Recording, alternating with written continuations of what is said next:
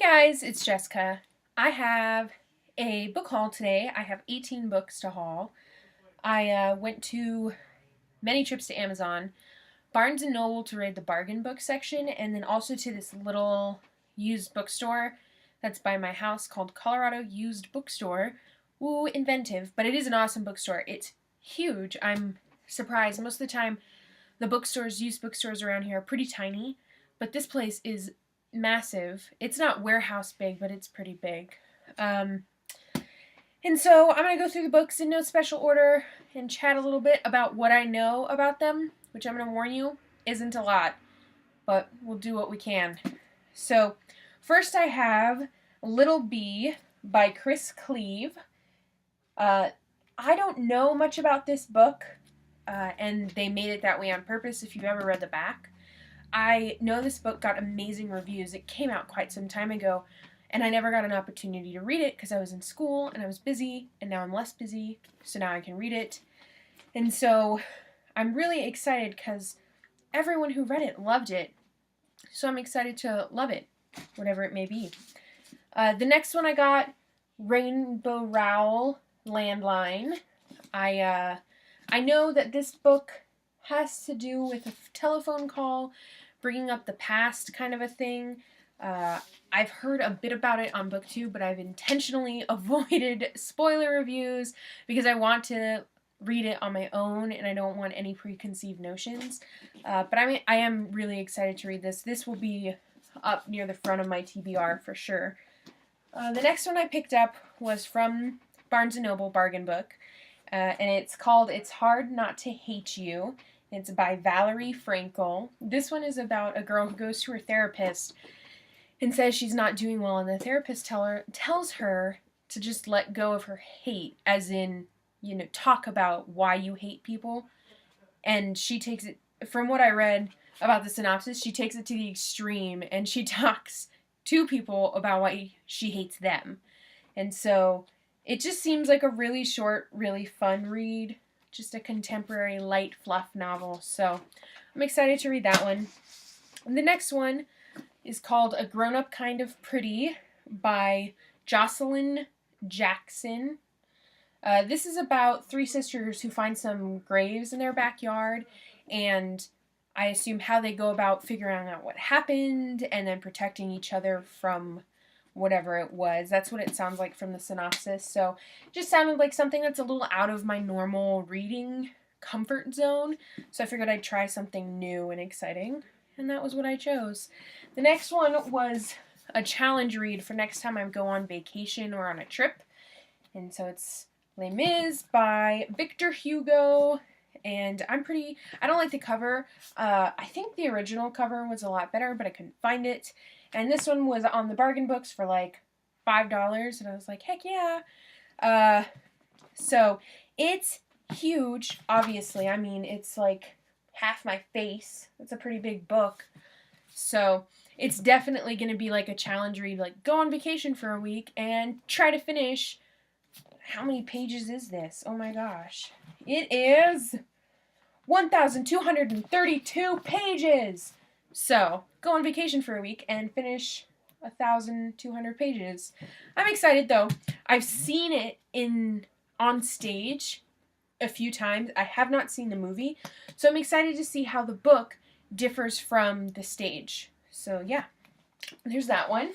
The next one I got was The Lady of the Rivers by Philippa Gregory, and this is about the Duchess of Bedford and her story. Philippa Gregory is like one of the queens of historical fiction, and I love historical fiction. I really love historical fiction.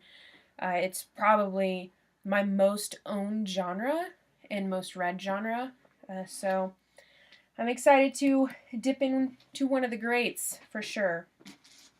The next one that I have is I'll Give You the Sun by Jandy Nelson. I hope I'm saying that right. And I don't know. I heard about it on BookTube. That's why I picked it up. Everyone loved it. Not just liked it, loved it. And so I'm excited to read about it. I actually don't know much about it, to be honest. So it'll be an adventure for me to actually figure out what it's about. The next one I have is The Disagreement, a novel by Nick Taylor.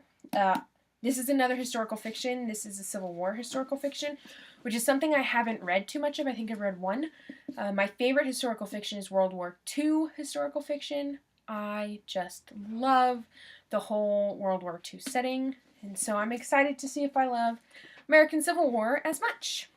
Next, I have a very talked about book, and a book that, because it's been so talked about, I actually know a lot about the story, which is Fangirl by Rainbow Rowell, which is all about a fangirl. A girl writes fan fiction about a story that's a lot like Harry Potter. This is what I've heard in reviews. I don't know much beyond that. And I think there's definitely a kind of a relationship. There we go. I think there's definitely a relationship that goes on in there. So, and that's what I don't know much about. So I'll be able to actually read about it. Next, we have Enemy Woman, a novel by Paulette Giles or Gills, probably Giles.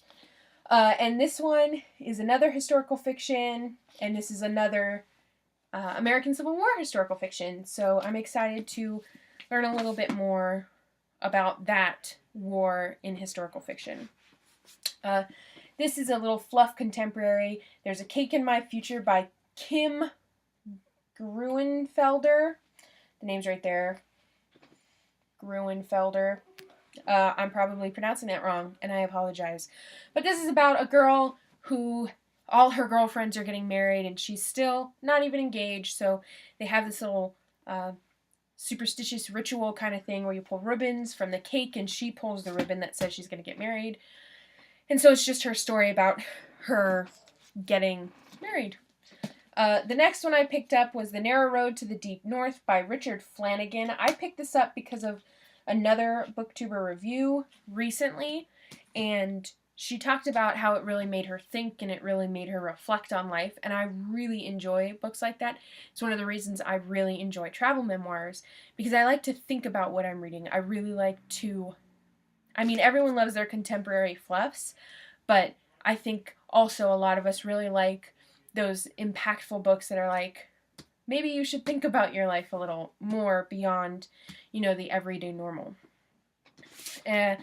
On the opposite end of that, I picked up this book called Ranged by Catherine Mackenzie. And this one is about a woman who thinks she's signing up for an online dating site, and it turns out she signs up for an arranged marriage site. So I just thought it sounded really funny and it would be fun to read. This one is called Blue Asylum. It's by Katherine Heppenstall. It is a Civil War historical fiction. I went into Barnes & Noble, and that's what most of the bargain books were Civil War historical fictions. And so I said, why not? I mean, I've read a lot of World War II. Like I said, I've read a lot of World War II. So I thought I would pick up some of these. And this one is about a woman who has a husband who is a criminal, and he's turning it around and pointing the finger at her, saying that it's her fault and she was the perpetrator of his crimes. And then I have A Separate Country by Robert Hicks, who is a New York Times bestseller. I didn't know that. And this is another Civil War historical fiction. And I don't know much about this one, to be honest. I have no real idea other than it's a historical fiction and it sounded cool. And then we have The King's Mistress by Emma Campion. And this one is about not a young girl, but I would imagine like in her late teens, early 20s, who is, for lack of a better term, trained to be a mistress to the king, and about her story. The next two that I have, last two, are actually historical fictions also. It is The Gin Lovers by Jamie Brenner, and this is about, in 1925, the kind of flapper era, a woman who takes under her wing another woman and shows her the ropes. That's kind of what the synopsis gave me an idea of. So I'm excited to read it. I have not read much in the flapper era, but I think it's historical fiction. I'll probably like it. And last but certainly not least, last but certainly not least, I have The Crimson Portrait by Jody Shields. And this one's also a historical fiction.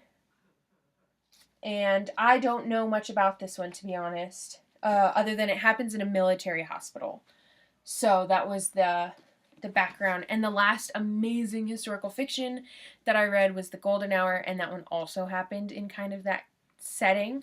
So I'm excited I really enjoyed it, so maybe this one will live up to it also. If you've read any of the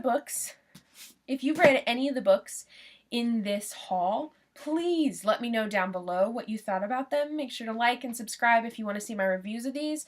I'm hoping to get all of them but Les Mis done by Christmas, so when I get my Christmas presents